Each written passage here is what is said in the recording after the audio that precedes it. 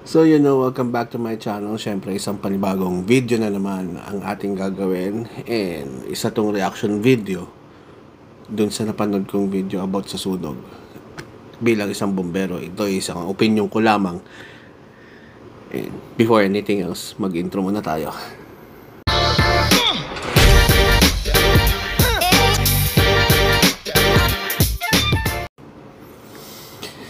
So yun nga, sabi ko nga kanina, bago tayo mag-intro, magkakaroon tayo ng reaction dito sa video na to. Ito ay tungkol sa isang nasusunugan na naka-live, according dun sa sa mga comments dun sa post niya, na nagawa niya mag-live pero hindi niya nagawang tumawag agad ng bombero. And syempre naman, meron naman ibang tao nang tumawag ng bombero. Pero, ang point kasi dito, instead of doing the video first, is tumawag ka muna ng bombero. Diba? Pero, tingnan natin. Panoorin natin tong video na to.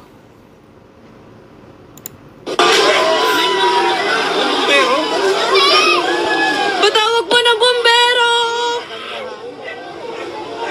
Patawag po! Patawag po! Kuya! Yaso! Sila mama! Yaso! Si Mochi! Patawag po ng bombero, please! Patawag po! Sa Karikada po! Karikada! Patawag po! Patawag po ng bombero! Patawag po! Patawag po ng bombero! Sa Karikada po, patawag! Patawag po, please! Patawag po, nandyan! Nandyan! Nandyan! Nandyan! May pakarigada, punta ka dito, Arma. Hindi mo nanahimik sila, Papa. Patawag po! Patawag po ng bombero! Patawag po, please! Sa Karikado po, patawag po! Patawag po! Patawag po! Patawag po ng bombero! Sa Karikado po, Karikada! Patawag! Patawag po, please! Patawag po! Please po, patawag! Patawag po! Please! Patawag po! Patawag po!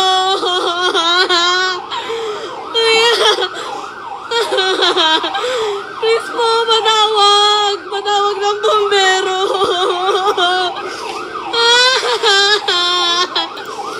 Patawag po! Please! Patawag po ng bombero! Patawag po! Patawag po!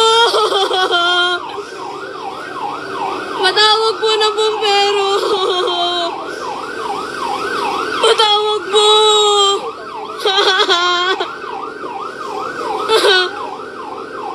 Please po, patawag po ng bombero ngayon. Kahit saan po. Karikada Street po. Patawag po ng bombero.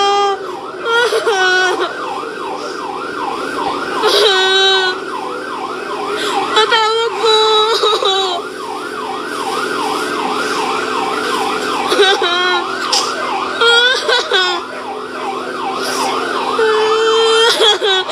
Patawag po ng bombero.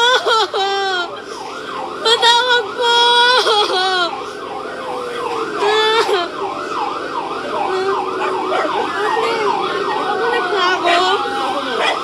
Patawag po ng bombero.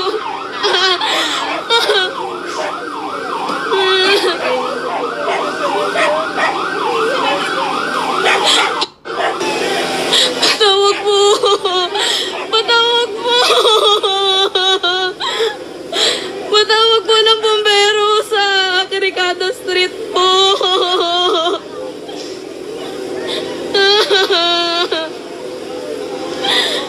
Patawag po.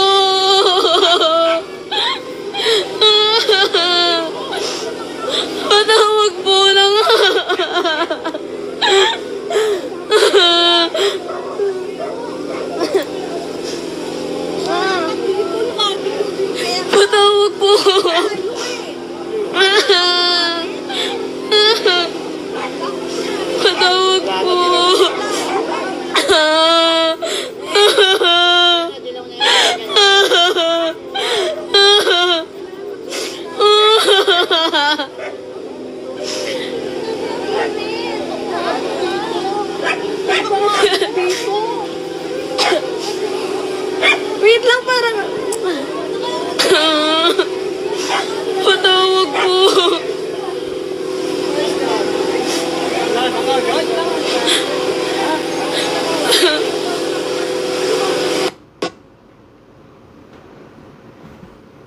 Di. Sa Kirikada po, patawag po ng bumbero. Kirikada Street po, Rivera. Patawag po.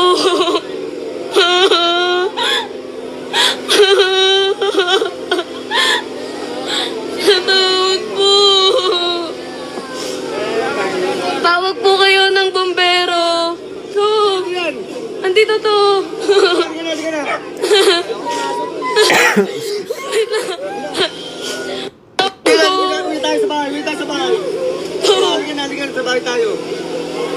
Tatawag po ng bumbero. Tatawag po. Patawag po. Patawag po ng bumbero. Rivera Street po.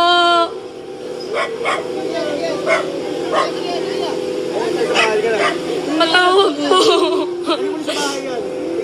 Hindi kaya, tito. Patawag po. Patawag po. Patawag po.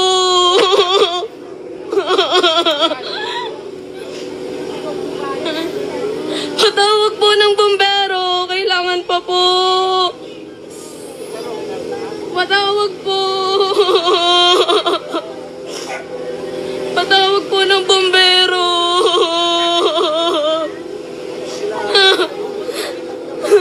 Bigla kailangan na po. Kailangan kagawad. Hindi, kailangan na po. Kailangan kagawad. Hindi, ito po kay kagawad ano.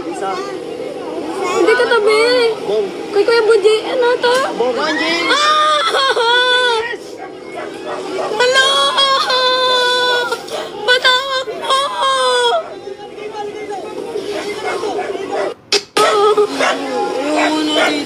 Patawag po! Tulungan mo ako sa aso. Tulungan mo sa aso. Baka mo nakikita tayo. So, it's a 7.1 minute video. Ang komento ko dyan, siyempre mas maraming mas maraming nakatanda sa aking bumbero. And ako ang comment ko dyan is, andun na tayo. Marami ng grupo ng mga bumbero ngayon. And marami na rin nowadays kasi may mga social media na rin may mga social media accounts na rin ng mga fire brigade, ang mga dito, even BFP may social media account na rin. Ang dito, ang mga bawat municipal rescue, city rescue, yung una ko nga nakita, actually, una kong pinalo na Facebook page is yung, syempre, QCDRRMC or QCDRRMO, dahil syempre, taga-QC ako. Nandun na tayo, may mga social media accounts na yan, may mga ano na sila, may mga TikTok, may mga YouTube, alam mo yun, pero still, sa lahat ba ng oras, active yung mga yan sa Facebook page? Sa lahat ba ng oras, manonood sila ng mga ganyang ano? May mga hotlines naman tayo eh. Okay, sige, yan ang means of communication mo sa kanila. Humihingi ka ng tulong sa mga kaibigan mo manonood ng live mo. Humihingi ka ng tulong sa mga kamag-anak mo manonood ng live mo. Or humihingi ka ng tulong sa mga taong pwedeng mapadaan sa Facebook mo kung nakapublic yung live mo. Pero still, hindi pa rin solusyon na mag-live ka. Instead, tumawag ka sa hotline number kung anong Hindi ko alam saan tong Kirikada eh. Kirikada Rivera. Okay, saan yan? Doon na lang eh. Talong-talo ka na eh. Nag-live ka. Sinasabi mo yung lugar nyo. Kirikada, Kirikada, Kirikada, Kirikada. Rivera, Rivera, Rivera. Paulit-ulit. Kasi kahit sabi mong kinakalikot ko yung phone ko na isa, wala naman ako narinig na binanggit mo kung saan city ka. Saan syudad ka, saan yung Kirikada na yan? Ano ba yan? Sa Laguna ba yan? Sa Quezon City ba yan? Parang wala akong narinig na Kirikada. Wala akong narinig na Kirikada Rivera. Siguro sa Manila area yan. O kusang area man yan.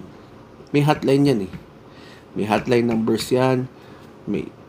Merong landline numbers ang ang bureau, ang mga brigada, may mga landline yan. O may mobile phone yan na pwede mong tawagan. Diba? Hindi yung sigaw ka ng sigaw dyan sa live mo. Tapos merong point na parang nawawalang kataan ng signal. Pwede pa connect. Sorry. Alam ko siguro kung gagawin ko kung ipopost ko to, merong magbabash sa akin, merong ano. Sa mga mamamayan na nandiyan sa Pilipinas, sa mga taong bayan na nandiyan sa Pilipinas, kahit hindi na alive may nakikita ko yung nabibidyohan niya, may barangay official pa, barangay tanod ba yun o ano man siya, nagvi-video. Malaki na yung sunog. Hindi pa kasi. Okay, given. Maririnig yan sa radyo. Makakahingi silang tulong. Pero kung ang ginagawa nyo is instead of doing that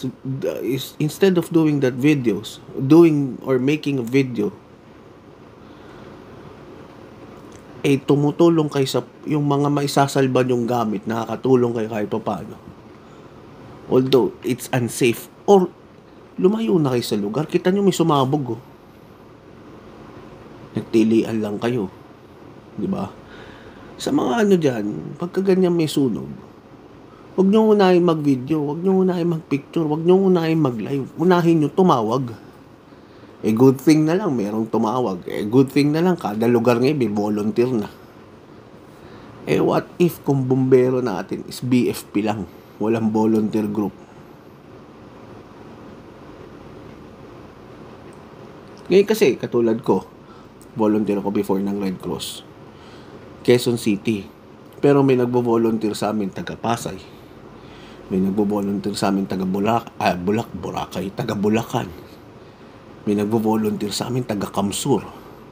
Isipin mo, taga Kamsur yun, ha? Although may bahay siya sa NCR, pero malayo rin. Di ba? Malayo rin sa QC chapter. Pero still sa amin siya naka-volunteer. Di ba? May mga nagtitrain ng BLS SFA at nagiging volunteer namin. Pero taga Makati, pupunta pa sa amin. Alam mo yun, one good thing yun. Kahit sa ibang brigada may gumagawa nun eh. Di ba? Yun na lang isang advantage. Kung yung lugar nyo merong isang volunteer na nakatira dyan at tumawag ng bombero, or merong isang residente na residente dyan na tumawag na ng bombero, maganda yun. Pero sana yung pagsisigaw mo sa live mo, bombero, tumawag kayo ng bombero, ikaw na mismo ang tumawag kesa nakikiconnect ka dyan. Diba? Siguro naman, yung pagla-live mo na ganyan, pwede kayong, kunyari, kung ako yung katabi mo, pwede ho ba makitawag, tumawag pa kayo ng bombero. Kaya nilapitan mo yung truck ng bombero sa harap mo, kung imposibleng walang tao dyan, tumawag pa kayo ng backup. Kasi hindi mo pwedeng sabihin sa akin na wala ka na sa sarili. Nakapag-live ka nga, pinahaalis mo nga yung nakakarang sa video mo eh. Tapos sasabihin mo, pwede mo i-depensa na wala ka na sa sarili. So parang hinahayaan mo lang na matupok na lang ng yung bahay dyan na nasusunog. It's either sa inyo yan, or sa kapitbahay, o sa kamag-anak mo. Diba? Pero I think sa kanila yung bahay. Bilang ang akin, pasensya na. It's just a reaction dun sa video kasi bilang isang bombero. Kaya nagkakaroon ng cause of delay ngayon ng mga bombero. Nagkakaroon ng delay ang mga bombero ngayon, nalilate kasi late din naman sila natatawagan eh. Nauuna ang pagbibideo, nauuna ang pagla-live eh. Nauuna ang pagpipicture eh. Kasi nangyari na yan, napanood na lang namin sa live eh. May nasusunog pala. Walang tawag sa amin, walang ano. Minsan, gugulat na lang kami, naririnig na namin sa radyo, third alarm na. Paresponde pa lang ang bureau, paresponde pa lang ano. Paano? Kasi malaki na yung sunog bago kayo tumawag. Inuuna niyo yung pag-video. Diba? Tama ako, diba? Inuuna niyo yung pagla-live.